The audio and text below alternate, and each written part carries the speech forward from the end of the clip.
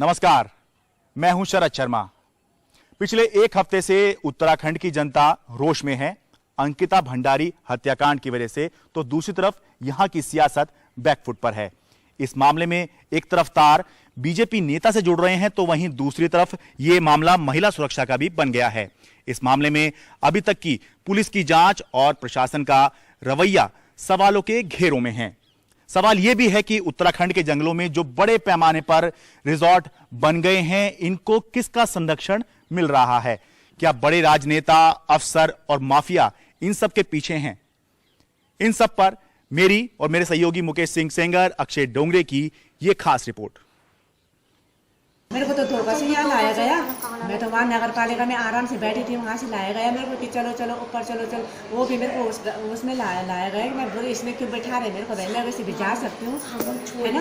मेरी दो बेटियाँ थी मेरे साथ यहाँ पे, सपना और पूजा, हम दोनों की दोनों यहाँ पे गप्पे मार। और ये भी जो लगाया ना इन्होंने, उसी समय निकाल भी दिया। फिर मेरी बेटी ने 2 घंटे बाद कि कहाँ गए निकाल के, ऐसे दिखाने के लिए लगाया है ना। ये भी हमने बाद में लगाया है, ये सब दिखावा किया है इन्होंने, हमारे साथ सब छल किया। मुझे पता है ना कि जब उन्होंने मेरी बेटी को दिखाया नहीं मुझे, तो मेरी बेटी अभी जहाँ भी है मुझे मेरी बेटी दिखाओ, मैं कुछ नहीं जानती। इतनी दूर से बुलाया इन्होंने मेरे को जंगल से। हाँ, पुलिस वाले आए थे यहाँ पे कि चलो घाट पे चलो बैठ। मैं बोल तो रही हूँ ना कि हमने ऐसा कुछ नहीं किया, ये सब इनकी चाल है, ठीक है ना। जब तक इन्होंने माँ को नहीं बताया ना बेटी को, मैं कैसे हिल सकती हूँ? मुझे भी तो दिखाओ मेरी बेटी। दिखाई भी नहीं, नहीं दिखाई, यही तो मेरे पास प्रूफ है। मेरी बेटी नहीं दिखाई। ये दर्द उस माँ का है जिसकी बेटी को उसके घर से दूर ऋषिकेश के एक रिजॉर्ट में मार दिया गया, और प्रशासन का रवैया ऐसा कि बेटी की मौत के दर्द से तड़पती माँ को अंतिम संस्कार से पहले उसकी बेटी का चेहरा तक देखने नहीं दिया। अंकिता भंडारी की माँ का कहना है कि पुलिस प्रशासन ने उनकी इच्छा के खिलाफ उन्हें बीमार बताकर जबरदस्ती अस्पताल में भर्ती करवा दिया। मेरे को तो धोखा से यहाँ लाया गया। मैं तो वहाँ नगर पालिका में आराम से बैठी थी, वहाँ से लाया गया मेरे को कि चलो चलो ऊपर चलो चलो। वो भी मेरे को उसमें लाया गया कि मैं बोली इसमें क्यों बैठा रहे मेरे को, मैं वैसे भी जा सकती हूँ, है ना। मेरी 2 बेटियाँ थी मेरे साथ यहाँ पे, सपना और पूजा, हम दोनों की दोनों यहाँ पे गप्पे मार। और ये भी जो लगाया ना इन्होंने, उसी समय निकाल भी दिया। फिर मेरी बेटी ने 2 घंटे बाद कि कहाँ गए निकाल के, ऐसे दिखाने के लिए लगाया है ना। ये भी हमने बाद में लगाया है, ये सब दिखावा किया है इन्होंने, हमारे साथ सब छल किया। मुझे पता है ना कि जब उन्होंने मेरी बेटी को दिखाया नहीं मुझे, तो मेरी बेटी अभी जहाँ भी है मुझे मेरी बेटी दिखाओ, मैं कुछ नहीं जानती।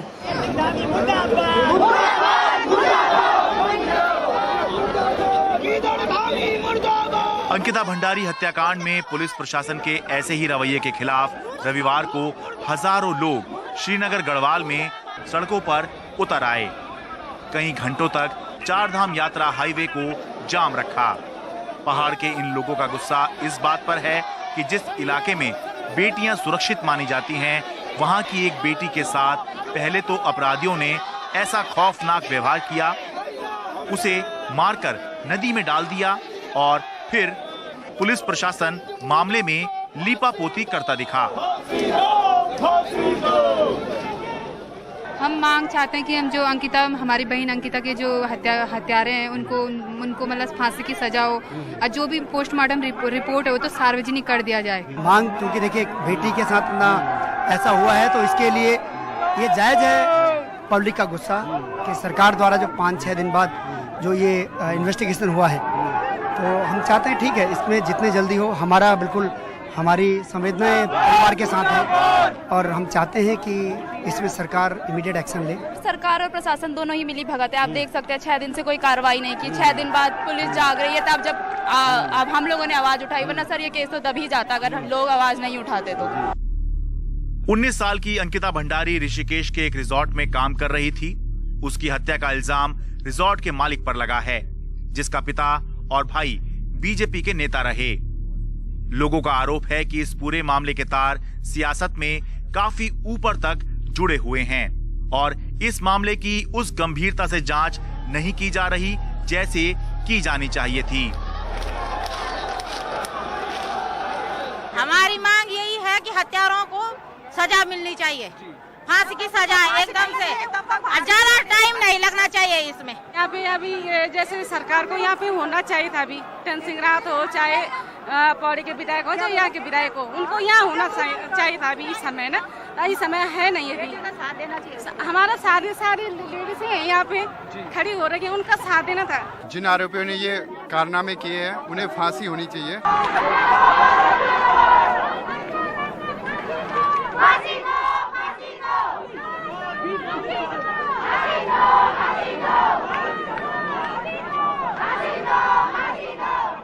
श्रीनगर केदारनाथ बद्रीनाथ हाईवे है, जहां पर लंबा ट्रैफिक जाम लगा हुआ है। केवल उस तरफ से गाड़ियां आ पा रही हैं, लेकिन इस तरफ से कोई भी गाड़ी नहीं आ पा रही है। जो मृतक लड़की के घर वाले हैं, उनका कहना ये है कि जब तक पूरी पोस्टमार्टम रिपोर्ट नहीं आती तब तक वो लड़की का अंतिम संस्कार नहीं करेंगे, क्योंकि लड़की के शरीर पर चोट के निशान हैं।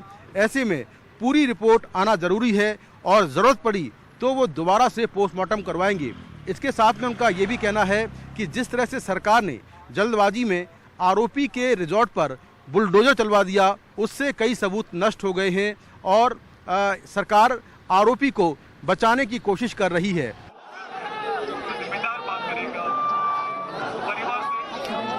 रविवार को अंकिता का परिवार और आम जनता इस मामले में सरकार और पुलिस के रवैये पर सवाल उठाकर उसका अंतिम संस्कार ना करने पर अड़े रहे। हालांकि प्रशासन के समझाने के बाद रविवार रात को अंकिता का अंतिम संस्कार करवा दिया गया। 19 साल की अंकिता भंडारी उत्तराखंड के श्रीनगर के एक गांव के साधारण से परिवार से थी। करीब 1 महीना पहले ही ऋषिकेश के एक रिजॉर्ट में रिसेप्शनिस्ट के तौर पर नौकरी करने आई थी, लेकिन 18 सितंबर को अंकिता गायब हो गई। इस मामले में उत्तराखंड की राजनीति तब हिल गई जब पुलिस ने उत्तराखंड में दर्जा प्राप्त राज्य मंत्री रहे और बीजेपी नेता विनोद आर्या के बेटे पुलकित आर्या को गिरफ्तार किया, जो उस रिजॉर्ट का मालिक है जिसमें अंकिता काम कर रही थी। पुलकित आर्या की गिरफ्तारी के बाद पुलिस ने रिजॉर्ट से कुछ दूर नहर से अंकिता भंडारी का शव भी बरामद कर लिया। पुलिस के मुताबिक पुलकित आर्या और 2 अन्य लोग अंकिता पर कुछ अनैतिक करने का दबाव बना रहे थे, लेकिन जब वो इसके लिए तैयार नहीं हुई तो उन्होंने उसके साथ मारपीट की और बाद में नहर में धक्का देकर मार दिया। अंकिता का अंतिम संस्कार चल रहा है और न सिर्फ नीचे लोग खड़े हैं बल्कि ऊपर भी बड़ी संख्या में लोग ऊपर से अंकिता के अंतिम संस्कार को देख रहे हैं। सबसे बड़ा सवाल ये है कि अंकिता तो चली गई, लेकिन क्या उसके जाने के बाद सरकार और सिस्टम सबक लेगा ताकि ऐसी घटनाएं दोबारा ना होने पाएं, क्योंकि इस घटना के बाद जिस तरह से लोगों ने गुस्सा जाहिर किया उससे साफ है कि किस तरह से लोगों के मन में नाराजगी थी। पुलकित आर्या और 2 उसके साथी हैं, 3 लोग जो है इसमें इन्वॉल्व पाए गए हैं। ये लड़की के साथ बाहर गए थे और वापस ही में इनके साथ कोई न कोई आपस में वो हुआ है अल्टरकेशन, और उसके बाद इन्होंने नदी में इसको धक्का दे दिया।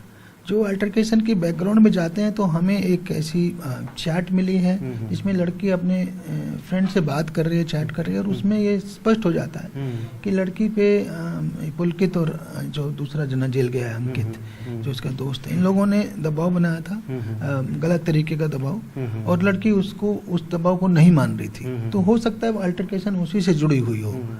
ठीक है, तो इस तरह से घटना घटी है। अंकिता भंडारी और उनके एक दोस्त के बीच व्हाट्सएप चैट के स्क्रीनशॉट वायरल हो रहे हैं, जिससे साफ प्रतीत हो रहा है कि अंकिता पर पुलकित आर्या अनैतिक काम करने का दबाव डाल रहा था, लेकिन अंकिता इसके लिए तैयार नहीं थी। पुलिस को भी फिलहाल अंकिता मर्डर मामले में हत्या का यही कारण लग रहा है। अंकिता भंडारी और उसके दोस्त के बीच की व्हाट्सएप चैट जो वायरल हो रही है, उसे देख के ऐसा लगता है कि अंकिता को 10,000 रुपए देकर कोई अनैतिक काम करने के लिए कहा जा रहा है, जिसके लिए वो तैयार नहीं हो रही है। अब सोचकर देखिए कि क्या हम किसी की इज्जत की ऐसे इस तरह से कीमत लगा सकते हैं? क्या हमारा यही समाज अब रह गया है? और क्या ताकतवर लोग ऐसी ही सोच रखकर अपनी मनमानी करते रहेंगे? शुरू में मुख्य आरोपी पुलकित आर्य इस मामले पर पर्दा डालने की कोशिश करता रहा, जबकि अंकिता भंडारी का परिवार अपनी बेटी के लिए पुलिस से गुहार लगाता रहा। मामला जब मीडिया की सुर्खियों में आया तब जाकर जांच शुरू हो पाई।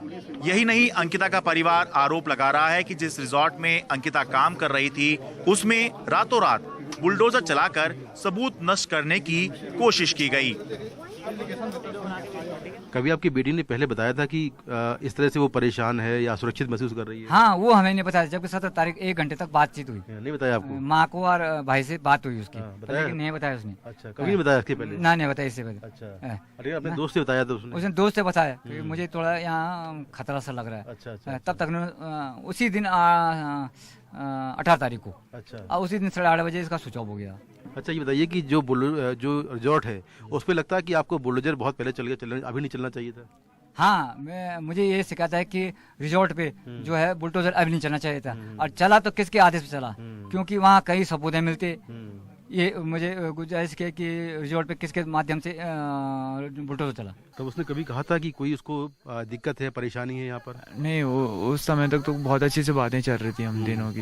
अच्छा, ऐसा कुछ पता नहीं था कि इतना बड़ा हो जाएगा कुछ, और वो कुछ बताया भी नहीं था उसने उसके बाद। और सरकार से क्या मांग करते हैं आप?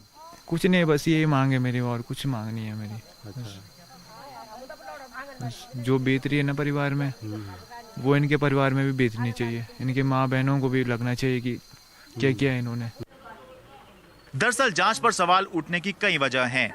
जिस तरह रातों रात एक बुलडोजर चलाकर रिजॉर्ट का वो हिस्सा तोड़ दिया गया जहां अंकिता भंडारी रहती और काम करती थी, उससे शक हो रहा है कि मामले के सबूत मिटाने की साजिश रची गई।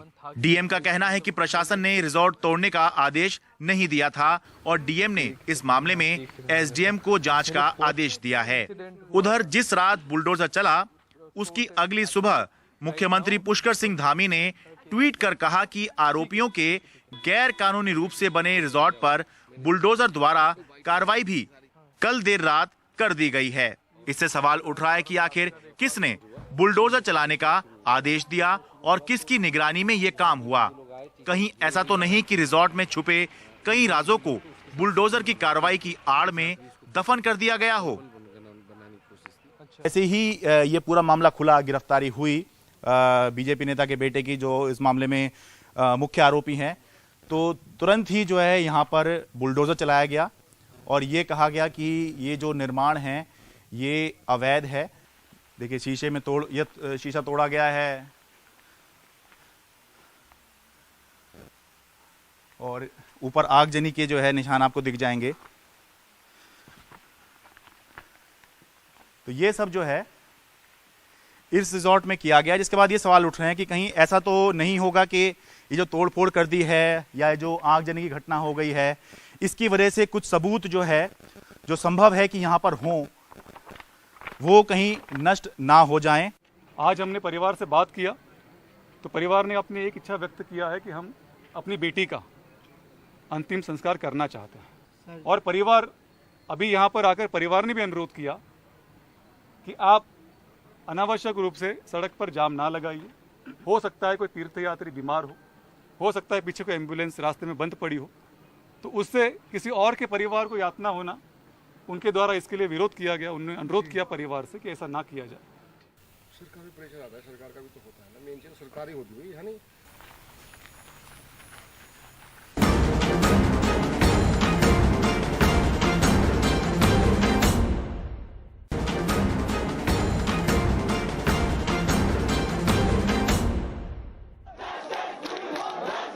अभी तक शुरुआती पोस्टमार्टम रिपोर्ट के मुताबिक अंकिता के शरीर पर चोट के निशान हैं, लेकिन फिलहाल मौत की वजह डूबने को माना जा रहा है। अंकिता के परिवार को विस्तृत पोस्टमार्टम रिपोर्ट भी नहीं दी गई। डीएम की ओर से कहा गया कि रिपोर्ट कोर्ट में सौंपी जाएगी क्योंकि इससे जांच प्रभावित हो सकती है। सवाल यह है कि पोस्टमार्टम रिपोर्ट में ऐसा क्या है जिससे जांच प्रभावित हो सकती है, जबकि आमतौर पर पीड़ित पक्ष को पोस्टमार्टम रिपोर्ट दे दी जाती है। इस मामले में आरोपियों ने अपना गुनाह कबूल कर लिया है, लेकिन एक सवाल ये भी उठ रहा है कि आरोपियों की लंबी पुलिस रिमांड क्यों नहीं ली गई, उन्हें न्यायिक हिरासत में क्यों जाने दिया गया, जबकि इस मामले में पूछने के लिए कई सवाल अभी बाकी हैं। मीडिया में लगातार सवाल उठ रहे हैं कि इस रिजॉर्ट की आड़ में होने वाले अवैध कामों के तार पार्टियों के कुछ नेताओं, अफसरों और अन्य रसूखदार लोगों से भी जुड़े हुए हो सकते हैं। इसलिए इस मामले में पुलिस प्रशासन ने जल्दबाजी दिखाई है। इस जांच को तमाम तरीके से भटकाने की कोशिश हो रही है। ये हाई प्रोफाइल मर्डर मिस्ट्री है, बहुत हाई प्रोफाइल मर्डर मिस्ट्री है, जिसमें हो सकता है कि राज्य के या राज्य के बाहर के कोई सत्ताधीश वीआईपी के लिए इस लड़की का इंतजाम हो रहा था, जो उसके चैट में है कि मुझे एक वीआईपी के साथ हमबिस्तर होने के लिए मजबूर किया जा रहा है, मुझे एक वीआईपी को एक्स्ट्रा सर्विसेज देने के लिए मजबूर किया जा रहा है और मेरी जिंदगी खतरे में है। ये बहुत स्पष्ट रूप से अंकिता को इस बात के लिए दबाव बनाया जा रहा था कि वो उनके मेहमानों को खुश करे, तो वीआईपी मेहमानों को खुश करे। अगर अंकिता स्वीकार कर लेती तो फिर कुछ भी नहीं होता, किसी को पता भी नहीं चलता कि क्या हो रहा है। अंकिता ने स्वीकार नहीं किया, उस बहादुर बेटी ने उसके खिलाफ लड़ाई लड़ करके अपना बलिदान दिया, तो उसका बलिदान बेकार न जाए, ये हम सब की जिम्मेदारी है। There are apparently 10,000 spas here, so can you imagine that? And if this number is correct, the 10,000 spas in a city the size of Dehradun.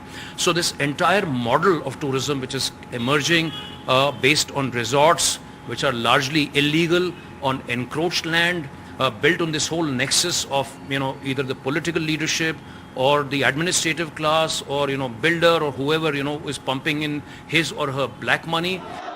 Ankita Bhandari हत्याकांड से पूरे उत्तराखंड में उबाल है। राज्य में कानून व्यवस्था की बिगड़ती हालत और महिलाओं की सुरक्षा का मुद्दा सबकी जुबान पर है और पुष्कर सिंह धामी सरकार बैकफुट पर है।